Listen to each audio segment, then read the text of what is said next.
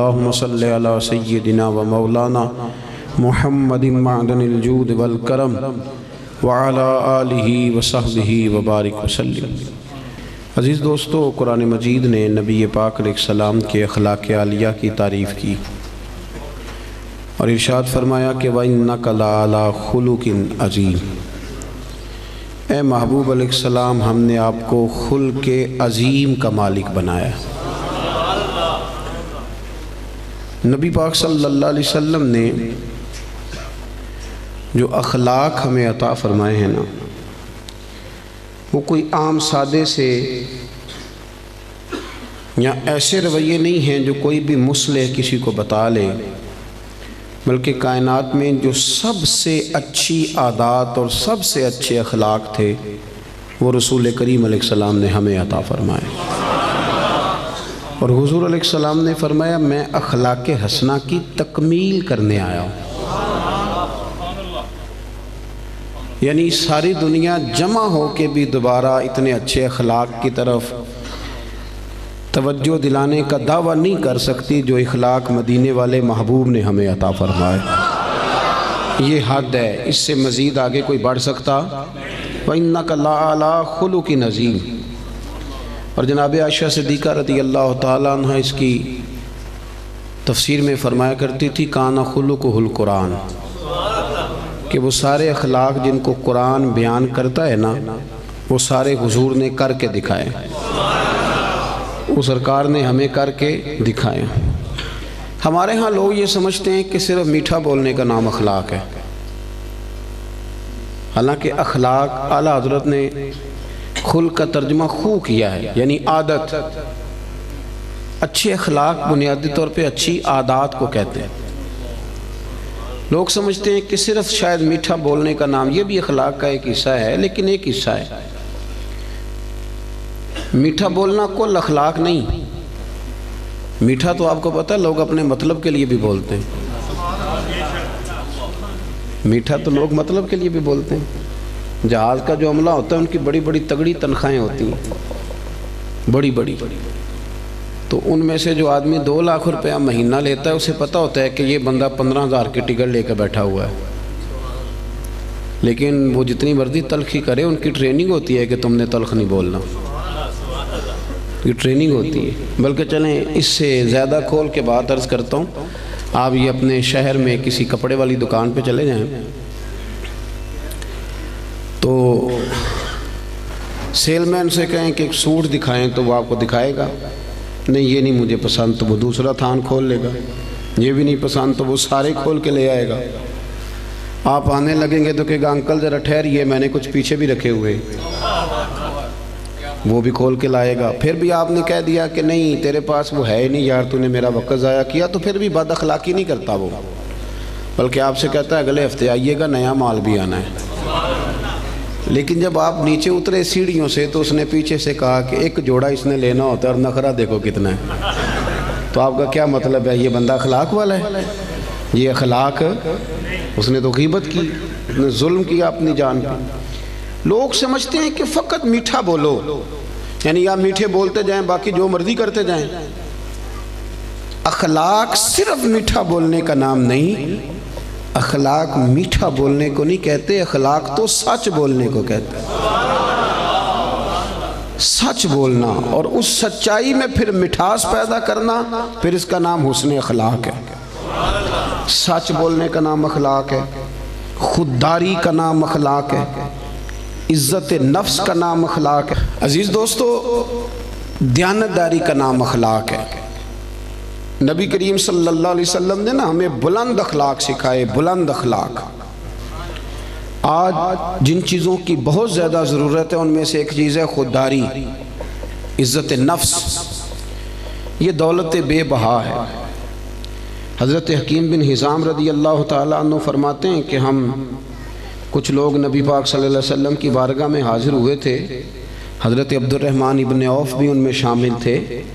ہم جب حاضر، یہ سیاستہ کی روایت ہے، کہتے ہیں جب ہم حاضر خدمت ہوئے تو حضور نے فرمایا میرے ہاتھ پہ بیعت کرو۔ تو ہم نے اس کی حضور ہم تو پہلے بیعت کر چکے ہیں، بیعت اسلام تو ہو چکی۔ حضور نے دوبارہ فرمایا بیعت کرو۔ ایک صحابی نے پھر عرض کی حضور بیعت کر چکے ہیں، تو حضور نے فرمایا دوبارہ بیعت کرو اور اس بات پر بیعت کرو کہ کسی دنیا دار کے آگے ہاتھ نہیں پھیلاؤ گے، کسی دنیا دار کے سامنے۔ ایک ہے اللہ والوں سے مانگنا، اللہ والوں کی مدد تو عین اللہ کی مدد ہوتی ہے، دنیا داروں سے مانگنا، اور ایک ہے دین کے لیے کسی کو توجہ دلانا، اس کا بھی معنی اور ہے، لیکن اپنی ذات کے لیے مانگنا، لالچ کرنا، لوگوں کی جیبوں کو دیکھنا۔ ہمارے نوجوان سہارے تلاش کرتے پھرتے ہیں، وہ میری لندن والی پھوپھی مہربان ہو جائے تو میرا کام بن جائے گا، کبھی میرا امریکہ والا ماموں مجھے لے جائے تو میں بچ گیا۔ سہارے ڈھونڈتے پھرتے ہیں، سہارے کمزور لوگ ڈھونڈتے ہیں، کمزور لوگ سہارے ڈھونڈتے ہیں۔ اسلام تو وہ والا اخلاق سکھاتا ہے کہ سہارے ڈھونڈو نہ بلکہ کسی کا سہارا بن جاؤ، سہارا بنو کسی کا۔ حضور نے باقاعدہ بیعت لی، فرمایا بیعت کرو میرے ہاتھ پر کہ تم کسی کے آگے سوال۔ تو حضرت عقیل بن حزام کا اپنا یہ حال تھا کہ بوڑھے ہو گئے تھے، ضعیف تھے، چلتے تھے تو کمر میں تکلیف ہوتی تھی۔ ایک دفعہ گھوڑے پہ بیٹھے تھے یا اونٹ پہ بیٹھے تھے تو ہاتھ سے درہ گر گیا زمین پہ، آپ کا خادم قریب کھڑا تھا، بڑی مشکل سے گھوڑے سے اترے، وہ درہ اٹھایا، دوبارہ بیٹھنے لگے تو تکلیف ہوئی، 2-3 دفعہ کوشش کر کے بیٹھ گئے تو خادم کہنے لگا حضور مجھے حکم دے دیتے میں پکڑا دیتا۔ فرمانے لگے کیسے تمہیں کہہ دیتا؟ میں نے اپنے محبوب سے وعدہ کیا ہے کہ زندگی میں کسی دنیا دار سے سوال نہیں کروں۔ یہ کمزور لوگ ہوتے ہیں میرے بھائی۔ غیرت، اقبال نے کہا، اقبال کہنے لگے غیرت ہے بڑی چیز جہان تگ و دو میں، غیرت مند بن، تو کسی کے سامنے ہاتھ پھیلاتا ہے۔ غیرت ہے بڑی چیز جہان تگ و دو میں، پہناتی ہے یہ فقر کو تاج سردارا۔ فرمایا فقیر اگر سرداری والا تاج پہننا چاہتے ہیں نا تو پھر وہ ہاتھ پھیلانا چھوڑ دیں۔ مسند امام احمد بن حنبل کی حدیث کے 2 جملے ان کو رٹ کے یاد کر لینا آپ نے۔ ایک شخص نے عرض کیا تھا یا رسول اللہ صلی اللہ علیہ وسلم ذلت کیا ہے؟ تو نبی پاک علیہ السلام نے فرمایا اگر تو لالچ کرے گا تو ذلیل ہو جائے گا، لالچ کرے گا تو ذلیل ہو جائے گا۔ عرض کی حضور پھر عزت کیا ہے؟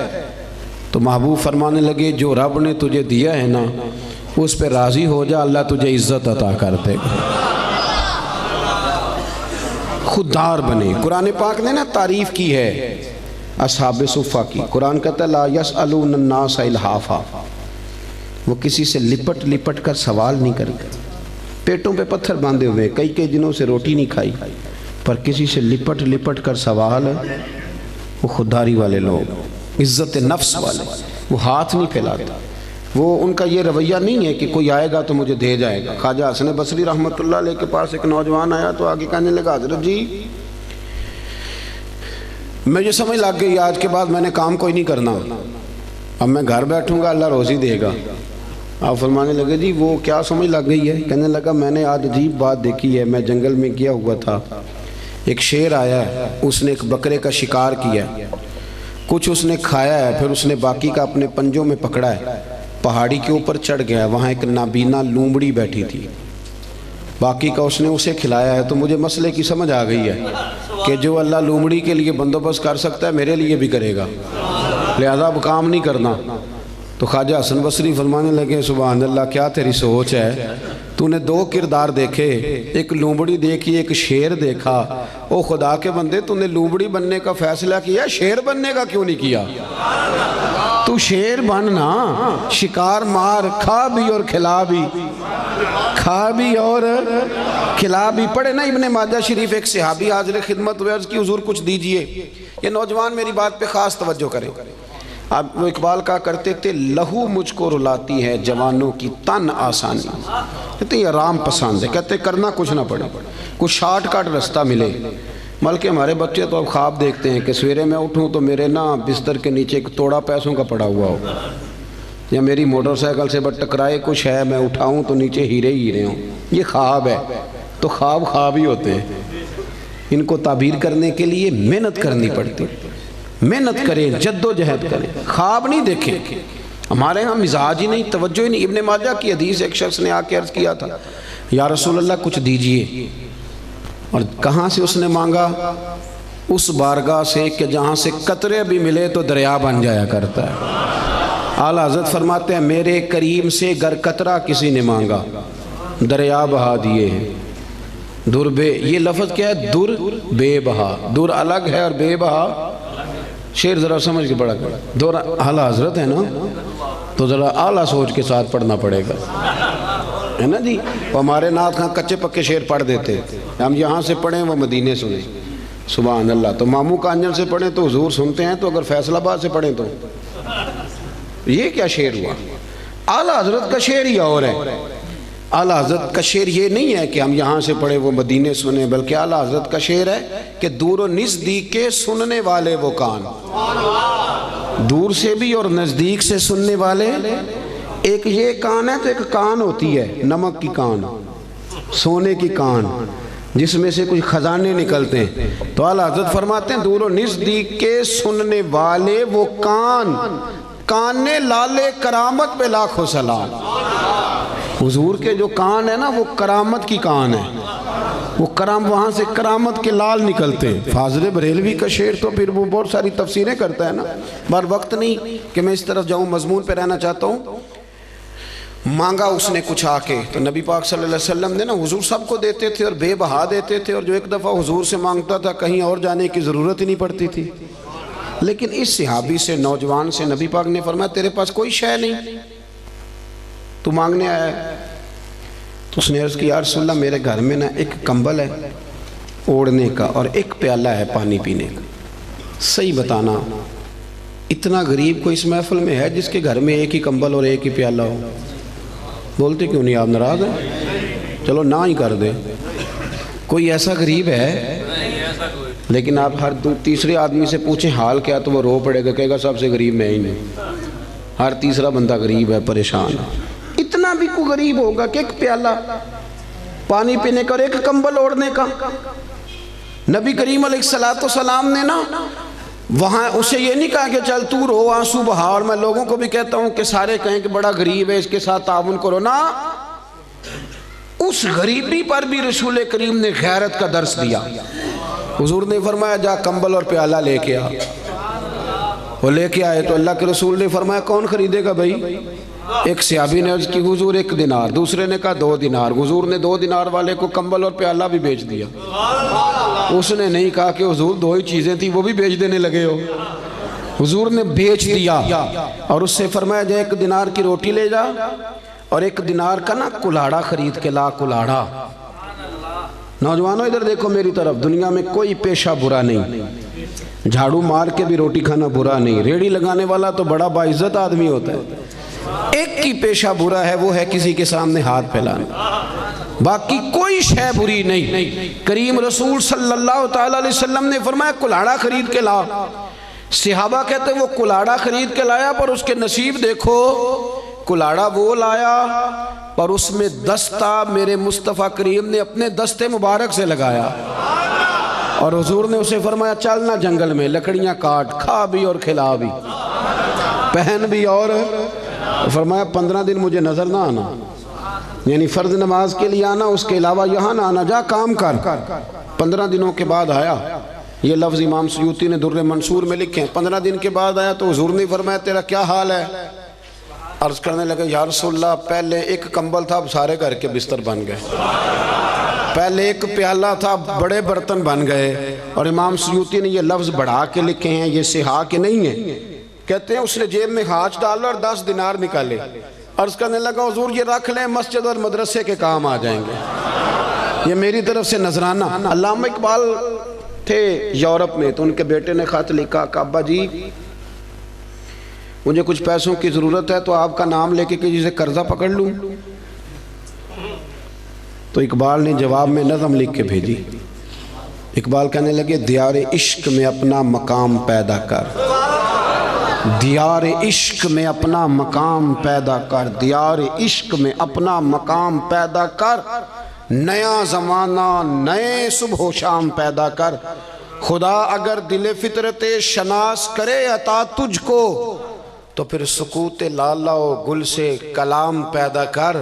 और इकबाल कहने लगे पुत्र मेरा तरीक अमीरी नहीं फ़कीरी है, खुद ही न बेच गरीबी में नाम पैदा कर, खुद ही न बेच गरीबी में کس میں؟ یہ نوجوان کیوں نہیں بولتے جن سے میں بات کر رہا ہوں؟ غریبی میں نام اعلیٰ حضرت فاضل بریلوی کا جو مدرسہ ہے نا بریلی شریف میں، وہ آج بھی چھوٹا سا ہے. یہ تھوڑا سا کرنی پڑتی ہے محنت شنت. تو بڑے خوددار آدمی تھے. کسی نے کہا بہت بڑے شاعر ہیں. نانپارہ ایک ریاست ہے انڈیا کی. اگر نانپارہ کے نواب کے لیے 2-3 شعر لکھ دیں تو مدرسہ بن جائے گا. تو اعلیٰ حضرت کہنے لگے چلو کوئی حرج نہیں، لکھ دیتے. یہاں تقریریں بکتی نہیں، نعتیں بکتی نہیں، یہاں بڑا کچھ نہیں ہوتا نیلام. تو 2 شعر لکھ دیں. کہنے لگے لکھ دیتے. کیا خوبصورت شعر لکھے. کہنے لگے کروں مدح اہل دول رضا اور پڑے اس بلا میں میری بلا، میں تو گدا ہوں اپنے کریم کا، میرا دین پا رہا ہے نان. اعلیٰ حضرت کے چھوٹے بیٹے تھے حضور مفتی اعظم ہند مولانا مصطفیٰ رضا خان صاحب. علامہ ارشد القادری ایک بہت بڑے عالم گزرے ہیں. وہ جمشید پور میں رہتے تھے. کہتے میں نے ان کو بلایا اعلیٰ حضرت کے صاحبزادے کو محفل پہ. تو جب جانے لگے نا تو میں نا لفافے میں کچھ رقم رکھ کے بطور نذرانہ دینے لگا. نذرانہ سنت ہے، یہ تحفہ ہے. کہتے ہیں حضور مفتی اعظم نے مجھ سے پوچھا یہ کیا ہے؟ تو مجھے کہنا چاہیے تھا نذرانہ ہے، تحفہ ہے. میرے منہ سے نکل گیا حضور کرایہ ہے، آنے جانے کا کرایہ ہے. تو کہتے ہیں میرے منہ سے نکل گیا تو حضرت نے لپیٹ کے پیسے میری جیب میں دیے. کہنے لگے ارشد القادری صاحب یہ رکھیے، میں احمد رضا کا بیٹا ہوں، میں کرائے کا مولوی نہیں کہ جو کرایہ دے گا اور مجھے بلا لے گا. میرے والد نے بتایا ہے کرو مدح اہل دول رضا، پڑے اس بلا میں میری بلا، میں گدا ہوں اپنے کریم کا، میرا دین پارا ہے. نوجوانوں یہ اخلاق سب سے پہلے سیکھو، سب سے پہلے کہ کسی دنیا دار کے سامنے ہاتھ آپ محنت کریں. اللہ تو محنت کرنے والے کو محبوب ہی بڑا رکھتا ہے. آپ مشقت کریں. آپ دیکھیں رب کتنے رستے کھولتے. اور ایک اور بات، جو لوگ سیڑھیوں سے چلتے ہیں نا، بے ساکھیوں سے، انہیں پیروں پہ چلنا ہی نہیں آتا. اگر اپنے پیروں پہ چلنا سیکھو گے نا تو 1-2 دفعہ لڑکھڑاؤ گے، پھر سیدھے کھڑے ہو جاؤ گے، سیدھے کھڑے ہو جاؤ گے. سب سے پہلا اخلاق یہ سیکھو کہ کچھ بھی ہو جائے تھوڑے پہ گزارا کرو، تھوڑے، لیکن اپنے گھر کے اندر رہو. اگر آپ کا اپنا مکان ہے اور وہ کچا ہے تو ہمیں کیا ضرورت ہے کسی کا پکا دیکھنے کی؟ جو ہمارا ہے وہ محل ہے، ہمیں کیا ضرورت؟ خودداری، عزت. اور دوسرا اخلاق، آپ کو پتہ ہے نبی پاک صلی اللہ علیہ وسلم کی سب سے پہلے شہرت کیا ہوئی تھی؟ کہ صادق اور امین ہے. صادق اور بول کے بتائیے. حضور سب سے پہلے معروف کس بات سے ہوئے؟ ہمارے ہاں نا پاکستان کے آئین میں جھوٹ کی سزا ہی کوئی نہیں. پاکستان کے آئین میں جھوٹ کی سزا، آپ جائیں تھانے اسے کہیں اس بندے نے میرے ساتھ 50 جھوٹ بولے ہیں، کہے گا اس کا پرچہ ہی نہیں ہو سکتا. اور جھوٹ اتنا عام ہو گیا، غلط بیانی، جھوٹ. اور وہ طے کر کے بولتے ہیں لوگ جھوٹ، طے کر کے. یعنی شادی کارڈ پہ جان بوجھ کے لکھتے ہیں کہ 12 بجے کھانا ہے، کھلاتے ہیں 12 بجے. کیوں لکھتے ہیں؟ یہ جھوٹ نہیں؟ کیوں آپ نے جھوٹ لکھا؟ پھر اس کے ساتھ آپ نے انشاءاللہ کا جملہ بھی استعمال کیا. کیا ضرورت تھی اس کی؟ اتنا جھوٹ. ایک بچہ مجھے کہنے لگا حضرت صاحب میری اماں سے کہہ دیں کہ اس دفعہ میں ضرور لے کے جاؤں گا عمرے پہ. تو میں نے کہا بھی آپ کی اماں آپ کہہ دیں. کہنے لگے میں نے 15 دفعہ پہلے بھی وعدہ کیا عمرے پہ بھیجنے کا، اب میری ماں میرا یقین ہی نہیں کرتی. ہمارے گھر میں سب سے بڑی لڑائی بھلا کیا ہے؟ بی بی کہتی ہے کہ روٹی روزی کا مسئلہ نہیں، مجھے اعتبار ہی نہیں کہ یہ سچ بولتا ہے کہ جھوٹ بولتا ہے. ہم نے اعتبار ضائع کر لیا، اعتبار ضائع ہو گیا، لوگ یقین کرنے کو تیار نہیں. وہ حضور کا اخلاق جس سے میرے رسول پاک نے آغاز فرمایا، جس سے حضور کی تعریف ہوئی، سچ بول. پڑھے نا ابو داؤد شریف، ایک صحابی نے کہا تھا یا رسول اللہ مومن بزدل ہوتا ہے. حضور فرمانے لگے ہو جاتا ہے کبھی کبھی. اس نے کہا یا رسول اللہ مومن کنجوس بھی ہوتا ہے. فرمایا کر لیتا ہے میرا مومن کبھی کبھی کنجوسی بھی. آیکون المؤمن کاذبا قال لا او کما قال صلی اللہ تعالی علیہ وسلم. اس شخص نے عرض کی یا رسول اللہ کیا آپ کا کلمہ پڑھنے والا جھوٹ بھی بولتا ہے؟ تو میرے محبوب فرمانے لگے مومن سارا کچھ ہو سکتا ہے، جھوٹا نہیں ہوتا. سچے نبی کے ماننے والے جھوٹ بولتے، بددیانتی کا مظاہرہ کرتے. تو اتنا جھوٹ بولا. اور سنیں ترمذی شریف، جاگ رہے ہیں آپ لوگ؟ حضور نے فرمایا تو سچ بول کے تجارت کر. اچھا یہاں بھی ایک بات کر دوں، لوگ کہتے ہیں جھوٹ کے بغیر کام نہیں چلتا. میرا یہ خیال ہے کہ سچے کا کام زیادہ چلتا ہے. بندے کہتے ہیں وہ 5 روپے زیادہ لیتا ہے پر بندہ کھرا ہے. چیز غلط ہے، اس کی تو شہرت اچھی ہو جاتی ہے.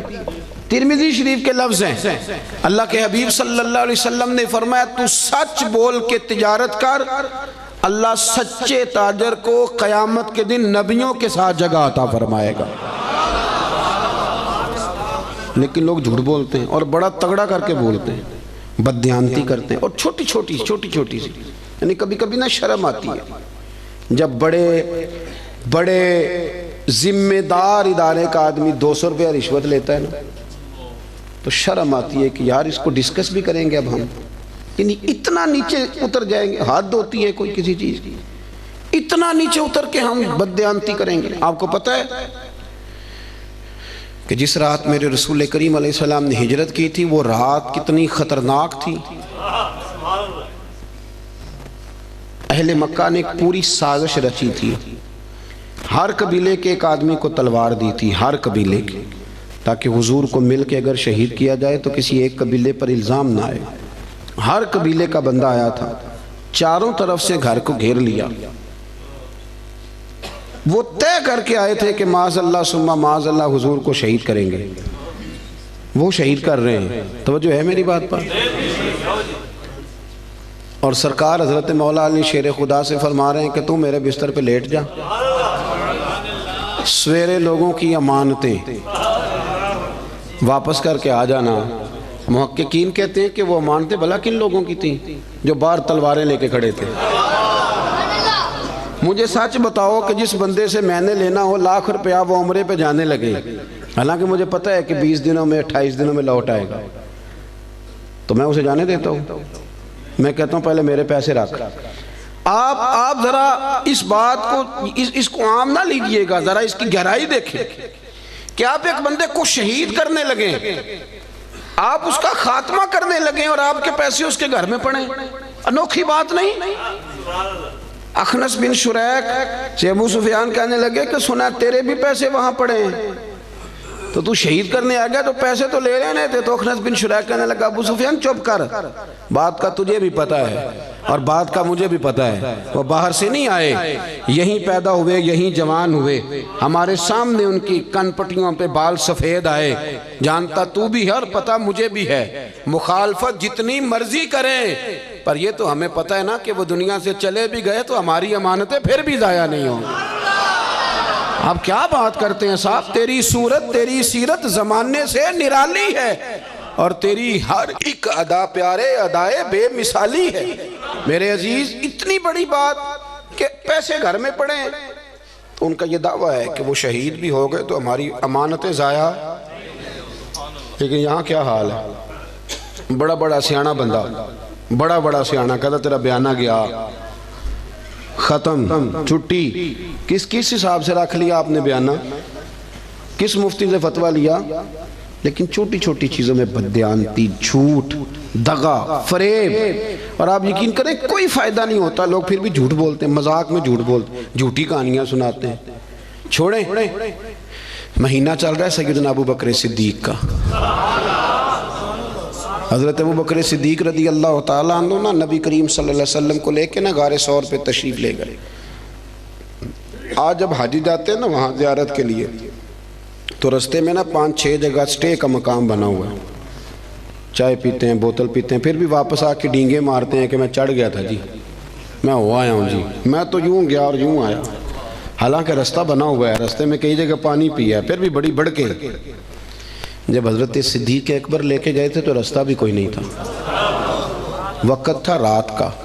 وہ درویشوں نے کیا خوب بات کی. جب دیکھا نا کہ حضور کو ذرا تکلیف ہو رہی ہے تو جناب ابو بکر کہنے لگے حضور میرے کندھوں پہ آ جائے. وہ درویش کہنے لگے او ویکھو پبا پار کدب نہیں جے لاؤندا تے 100 پہاڑ تے چڑھیا جاندا او پہ جاندا دے یار نبی دا اے اصلی دلدار نبی. ابو بکر صدیق نے نا اپنی جوان بیٹی، ذرا توجہ کرنا میری بات پر، بیٹیاں بڑی پیاری ہوتی ہیں. جو لوگ شروع سے یہاں رہتے ہیں نا اس شہر میں، وہ محلے میں، تو بچیاں جانتی ہوتی ہیں کہ یہ میرا چاچو ہے، یہ میرا خالو ہے، یہ میرا، سب اپنے ہوتے ہیں. لیکن اس کے باوجود بھی رات کو اگر جوان بیٹی نکل جائے نا چوک میں ماچس لینے تو سویرے مصیبت بن جاتی ہے. وہ بچی رات کو نکل گئی، اور ہو سکتا ہے کہ والد بندوق نکال لے کہ تو کیسے باہر گئی تھی، لیکن یارو وفا بڑے بڑے امتحان لیتی۔ حضرت صدیق اکبر نے اپنی جوان بیٹی جناب اسماء بنت ابی بکر سے کہا پتر میرے نبی پاک کو نہ تازہ کھانا ملنا چاہیے۔ حضرت اسماء کہتی میں روز روٹی پکاتی تھی اور تازی پکاتی تھی، اور جب دنیا سو جاتی، جوان بیٹی، رستہ کوئی نہیں غار میں جانے کا، دنیا سو جاتی تو کہتی ہیں میں پھر چادر اوڑھتی۔ آج بھی جہاں غار ثور ہے وہاں آبادی کوئی نہیں، آج بھی نہیں، تو اس وقت کیا عالم ہوگا؟ فرماتی ہیں میں رات کو تازہ کھانا لے کے جاتی۔ ایک رات میں نے کھانا پکایا، دوسرے دن میں کھانا دے کے آئی، دوسرے دن میں کھانا تیار کر رہی تھی، میرے دروازے پہ دستک ہوئی۔ کہتے میں کسی غریب کی بیٹی نہیں، چودھری کی بیٹی تھی۔ ابو بکر صدیق قبیلے کے سردار تھے، کبھی کسی نے آنکھ اٹھا کے نہیں دیکھا تھا، لیکن جب دروازے پہ شور ہوا میں باہر گئی تو ابو جان لوگوں کو لیے کھڑا تھا۔ اسماء کہاں گیا تیرا باپ حضور کو لے کے؟ کہتی رش تھا میرے دروازے پر، یار کوئی معمولی آدمی نہیں، سردار، مالدار، وزادار، تاجر آدمی۔ تو کہتی ہیں کہنے لگا کدھر گئے وہ؟ حضرت اسماء کہتی اب میں دوراہے پہ کھڑی تھی، اگر میں بتا دوں کہ وہ غار ثور میں ہیں تو میری وفا اجازت نہیں دیتی۔ سنو، بتا دوں کہ وہ غار ثور میں ہیں تو وفا اجازت، اور اگر میں یہ کہہ دوں مجھے پتہ نہیں تو یہ جھوٹ ہے، یہ میرے نبی کی شریعت اجازت نہیں دیتی۔ کس کس موقع پر لوگوں نے سچ بولا اور کس کس طرح بولا، کوئی فائدہ نہیں ہوتا، جھوٹ بولتے ہیں لوگ، دغا کرتے ہیں، کوئی معنی ہی نہیں، اپنا آپ خراب کرتے ہیں۔ آپ جھوٹ بول کے دیکھ لیں، آپ کا اپنا دل بے چین ہو جائے گا، میں نے کتنا غلط کام کیا۔ آپ سچ بولیں گے اللہ آپ کو راحت عطا کرے گا، سچ میں سکون ہے۔ حضور نے فرمایا سچ تجھے نجات دے گا، جھوٹ تجھے ہلاک کر دے۔ حضرت اسماء کہتے ہیں اس نے پھر پوچھا بتاتی کیوں نہیں؟ کہاں گئے تیرے والد حضور کو لے کے؟ آپ فرماتی ہیں 1 منٹ تھا میرے پاس فیصلہ کرنے کے لیے، شریعت بچانی ہے کہ وفا بچانی ہے، 1 منٹ تھا۔ کہتی اس نے تیسری دفعہ کہا تو پھر میں تھی تو بی بی پر میں نے ساری ہمت جمع کی اور میں نے فیصلہ کیا کہ میں نے شریعت بھی بچانی ہے، وفا بھی بچانی ہے۔ کہتی ہے اس نے تیسری دفعہ کہا بتاؤ کہاں گئے؟ تو کہتی ہے پھر میں نے اسے کہا ابو جال سون میں ابو بکر صدیق کی بیٹی اور صدیق اکبر کی بیٹی ہوں، تیرے سے جو ہو سکتا ہے نا تو وہ کر لے، مجھے پتہ ہے وہ دونوں کہاں ہیں پر میں تجھے بتاؤں گی نہیں، میں نہیں بتاؤں گی، مجھے پتہ ہے وہ کہاں ہے پر میں بتاؤں گی۔ ہاں عشق تے اگ دومی ایک برابر، پر عشق دا سیک ودھیرا، اگ تے ساڑے ککھ تے کانے، عشق ساڑے تن میرا، تے اگ دا دارو می تے پانی، کوئی دس سے ہاں پلا عشق دا دارو کیڑا، بلے شاو تے کچھ نہیں بچدا جتھے عشق ہوران دا ڈیرا۔ فرمایا دونوں چیزیں بچانی ہیں۔ میں نے فوراً کہا، میں نے کہا مجھے پتہ ہے پر میں بتاؤں گی۔ کہتے ہیں جب میں نے یہ کہا تو اسے بڑا غصہ آیا، اس نے ایک تھپڑ مارا، زمین پہ گری، کان میں بالی تھی، پتھر کو لگا کان تو کان پھٹ گیا۔ کہتی میں سردار کی بیٹی تھی، میں کو کسی چھوٹے آدمی کی تو نہیں تھی نا۔ جب کان پھٹا تو لوگوں نے ابو جال کو پکڑا، ادھر آ تو بچیوں کے منہ لگتا ہے، خیال کر، لوگ اسے لے گئے۔ کہتی میں اسی حال میں اٹھی، میں نے اپنے کانوں پہ چادر لپیٹی اور پھر روٹی پکائی، اور پھر میں نے دیکھا کہ ذرا لوگ زیادہ گہری نیند چلے جائیں، رات گہری ہو جائے تو میں غار ثور میں گئی۔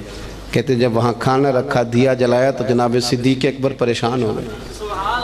اسماء پتر منہ کیوں لپیٹا ہوا ہے؟ بیٹی رہتی ہو نا دو کہیں تو وہ ٹیلی فون پہ رات فون پہ صحیح بات نہ کرے تو ابا ساری رات سوتا ہی نہیں، پتہ نہیں تینوں کی، اور بچی منہ لپیٹا، کیا ہوا؟ کچھ نہیں آپ کھانا کھائیں۔ کیا ہوا ابا جی دیکھیں کیا پکایا؟ اسماء پتر بتا کیا ہوا؟ جب جناب صدیق اکبر کی تشویش دیکھی تو حضور سید عالم آقا کریم نے فرمایا اسماء بتاتی کیوں نہیں، کیا ہوا؟ عرض کی حضور کچھ نہیں، ابو جال آیا تھا، اس نے پوچھا ہے میں کیا کرتی، اگر بتا دیتی تو دل اجازت نہیں دیتا تھا، اور اگر جھوٹ بولتی تو آپ کی شریعت میں منع ہے۔ حضور میں نے اسے کہا ہے مجھے پتہ ہے بتاؤں گی نہیں، تو اس نے تھپڑ مارا ہے۔ یہ کہہ کہ جناب اسماء نے جب چہرے سے کپڑا ہٹایا تو خون پھر بہنے لگا۔ حضرت صدیق اکبر نے آنسو سمیٹ کے دامن میں چھپائے تو میرے محبوب نے ہاتھ اٹھائے، کہا اے اللہ میں ابو بکر سے راضی ہوں، تو بھی میرے صدیق سے راضی ہو جاؤ۔ میرے عزیزو، ہم تو نا بلا وجہ کا جھوٹ، بلا حضرت معروف کرخی رحمت اللہ تعالی علیہ، بغداد کے لوگ آپ کے پاس آئے، کہنے لگے حضور دعا کر دیں، بغداد میں بارش نہیں ہوتی۔ تو آپ فرمانے لگے یہ جو میرے سامنے کریانے والا ہے نا، یہ جو دال بیچتا ہے، شکر بیچتا ہے، گڑ بیچتا ہے، اس سے دعا کراؤ بارش ہو جائے گی۔ لوگ کہنے لگے حضرت صاحب وہ تو ہمارے ساتھ ہی نماز پڑھتا ہے، سارا کچھ ہے، ہم جانتے ہیں۔ فرمایا اس سے دعا کراؤ بارش ہو جائے گی۔ لوگ کہتے ہیں جا کے اسے کہا میاں دعا کر دو، کہنے لگا حضرت صاحب سے کراؤ، تو کہنے لگی انہوں نے ہی تو بھیجا ہے۔ اچھا انہوں نے بھیجا ہے؟ ہاتھ اٹھا دیے، یا اللہ تیرے بندے کہتے ہیں تیرے بندے نے بھیجا ہے، مہربانی کار بندوں پہ رحم فرما۔ ابھی دعا پوری بھی نہیں ہوئی کہ رب کریم نے بارش عطا کر دی۔ لوگ چلے گئے، کچھ جو اہل دل تھے وہ دوڑے ہوئے حضرت معروف کرخی کے پاس آئے، عرض کی حضور یہ کوئی علیحدہ نمازیں پڑھتا ہے واپس آ کے، الگ نمازیں پڑھتا ہے؟ تو آپ فرمانے لگے نہیں اتنی پڑھتا ہے جتنی تم پڑھتے ہو، سنت شریعت کا پابند ہے، داڑھی رکھی ہوئی ہے، 5 وقت مسجد آتے ہو، تو حضور پھر اتنی قبولیت؟ آپ فرمانے لگے 35 سال ہو گئے میرے سامنے دکان کرتا ہے، یہ سودا پورا تولتا ہے اور گاہکوں کے ساتھ سچ بولتا ہے۔ تو جو بندہ 35 سال سے سچ بولے، اللہ کی نافرمانی نہ کرے، وہ بھی جب ہاتھ اٹھائے تو عرش کا مالک فوراً دعائیں قبول فرمائے۔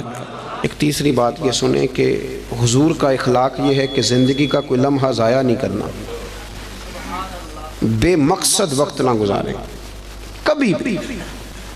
سرکار نے نا لوگوں کو ایک مقصد دیا، اس مقصد پہ چل نکلے۔ حضرت بلال کا بھی مقصد تھا، حضرت عمر فاروق کا بھی ایک، حضرت خالد بن ولید کا بھی ایک۔ میری بات کی سمجھ آ رہی ہے؟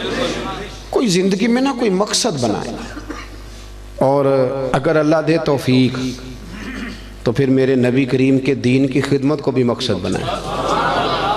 پتہ میں آپ کو عرض کروں، کسی بندے کو لو لگ جائے نا کہ میری 4 بہنیں جوان ہیں، میرا ابا بوڑھا ہو گیا ہے، تو 4 بہنیں اس سے چھوٹی ہوں تو پردیس چلا جاتا ہے اور کہتا ہے پہلے ان 4 کی شادی کروں گا پھر اپنی کروں گا۔ کرتے ہیں کہ نہیں ایسے لوگ؟ کرتے ہیں نا۔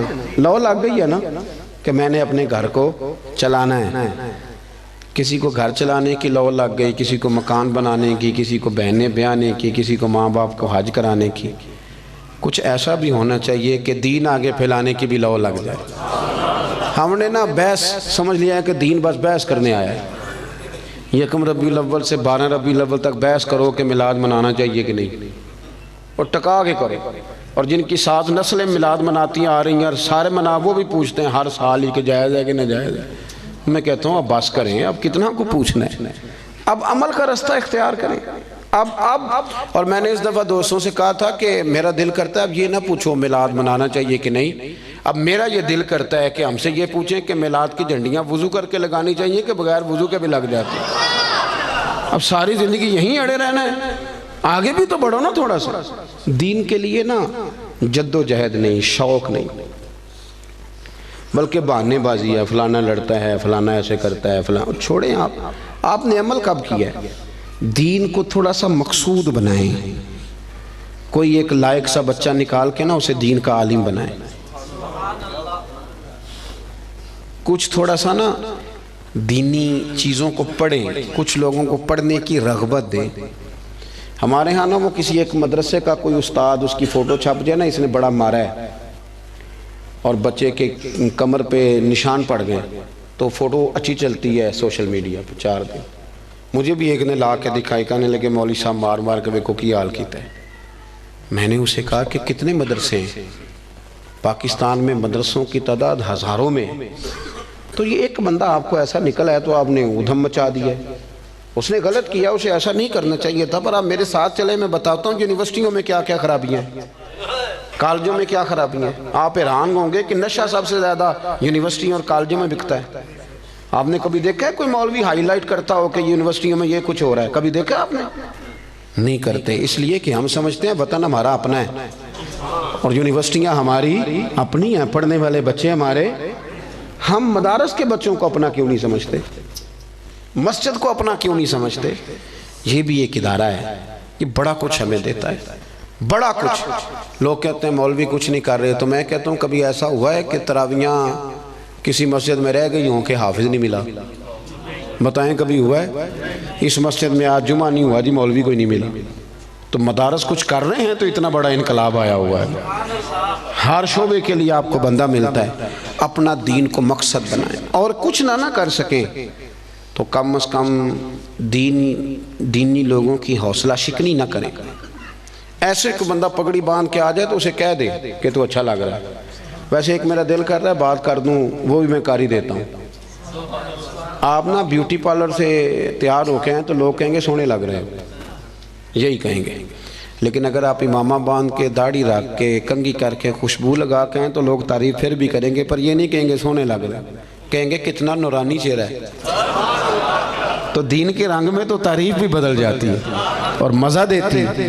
تو اپنا مقصود بنائے. مجھے بتایا گیا یہاں مسجد اور بڑی جلدی مدرسے کا بھی آغاز ہونے لگا ہے. میں اس چیز کا قائل ہوں کہ مسجد اور مدرسہ جہاں بھی ہو وہ میرے نبی پاک کی پسند ہے. اپنی توجہات بڑھایا کریں. انسانوں میں غلطیاں ہوتی ہیں. مسجد و مدرسوں میں رہنے والے لوگ فرشتے نہیں ہوتے, انسان ہوتے ہیں. تو غلطیاں جہاں ہوتی ہیں ان کو صحیح کیا جاتا ہے, غلطیوں کی مخالفت شروع نہیں کی جاتی. اس مدرسے کو, اس مسجد کو آپ نے توجہ دینی ہے. توجہ. میرے پاس نا میرے کچھ مریدین جو لاہور سے تعلق رکھتے ہیں وہ سارے آئے ہوئے تھے, کچھ دن ہو گئے. وہ کافی سارے لوگ تھے تو کچھ وظائف کی بات چیت چل رہی تھی. تو میں نے انہیں کہا بھی تمہارا ایک وظیفہ میں نے اور بڑھا دیا. پیر صاحب وہ کیا؟ میں نے کہا آپ جس محلے سے آئے ہیں نا, آپ نے ہر جمعے اپنے محلے کی مسجد کی صفائی کرنی. یہ ہمارا وظیفہ ہے, اس کو آپ نے پڑھنا ہے. اور مسجد کے انتظامی معاملات میں مداخلت نہیں کرنی. امام خطیب کمیٹی کیا کر رہی ہے اس سے سروکار نہیں. مسجد کی صفائی کریں, آپ کر کے دیکھیں اللہ آپ کو سکون عطا کرے گا. بہت بڑے درویش گزرے, بابا فرید. جو بندہ کہتا تھا نا دل پریشان ہے اسے جھاڑو دیتے تھے, کہتے تھے جا مسجد میں جا کے جھاڑو دے, رب تجھے سکون عطا کرے گا. اور خود فرمایا کرتے تھے اٹھ فریدہ ستیا تے جھاڑو دے مسیت. اٹھ فریدہ ستیا تے جھاڑو دے, بولیے. چلے مذہبی لوگوں سے بھی بات کر ہی لیتے ہیں. وہ امام صاحب کہتے ہیں مسجد کمیٹی دی وہ صفائی کرے. میں تو امام ہوں, امام تو نہیں صفائی کرتا ہوں. تو کمیٹی والے کہتے ہیں حضرت صاحب کرائی صفاؤ تسی کڑا آپ کرنی, بالا کو لے کرانی جی, وہ بھی بڑے پکے ہیں. تو میں کہتا ہوں کہ مسجد کمیٹی کی ہے کہ اللہ کی ہے؟ اس یہاں کون آتا ہے؟ اللہ کے پرونے آتے ہیں نا, اللہ کے مہمان آتے ہیں. میں الحمدللہ خوشی محسوس کرتا ہوں مسجد کو صاف کرتا, اس لیے کہ وہ رب کا گھر ہے. تو آپ مسجد میں رہتے ہیں, میں مسجد میں رہتا ہوں, اس کا کیا معنی ہوا کہ ہم اس میں بھی کہیں کہ ہماری حدق ہو رہی ہے, ہم کسی چودھری کا گھر صاف کر رہے ہیں؟ یہ تو رب کریم کا گھر ہے. آپ کیوں ایسی کچی؟ اٹھ فریدہ ستیا جھاڑو دے مسیت, اور تو ستا رب جاگدا تیری ڈاڈے نال پرید. اٹھ فریدہ ستیا, ڈاڑی آ گیا پور, اگا نیڑے آ گیا پچھا رہ گیا دور. اٹھ فریدہ ستیا تے خلقت ویکھن جا, متے کوئی مل جائی بخشیا تے تم ہی بخشیا جا.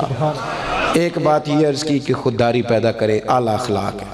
اور دوسری گزارش یہ کی کہ سچ بولیں, دیانتداری کم. اور تیسرا اپنا کوئی مقصد بنائیں, ایک منٹ بھی زندگی کا ضائع نہ کریں. اور اگر دین مقصد بن گیا تو پھر تو دین بھی مل گیا, دنیا بھی مل گئی. جو میں کہہ سکا دعا کرتا ہوں اللہ اسے قبول فرما لے.